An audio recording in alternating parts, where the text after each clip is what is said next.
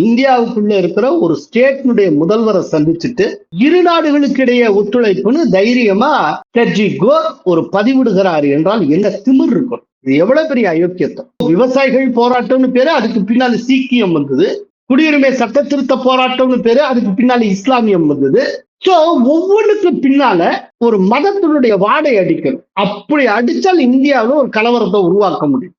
இதுதான் அமெரிக்காவுடைய ஐடியா. இப்போ அவங்க விஜயை எப்படி பாக்குறாங்கன்னா, ஒரு கிறிஸ்தவரின் ஆட்சியை பயன்படுத்தி அமெரிக்கா எந்த அளவுக்கு மைலேஜ் எடுக்கலாம், எந்த அளவுக்கு மீட்டர் போடலாம்னு அவங்க பாக்குறாங்க.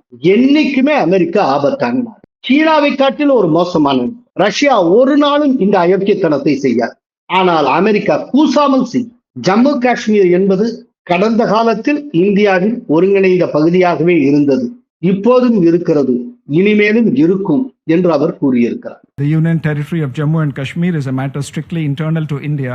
அயோத்தியில இருக்க ராமர் கோயில்ல ஒரு மிகப்பெரிய குண்டு வெடிப்பை நிகழ்த்த வேண்டும் என்று நான் கருதி இருந்தேன்.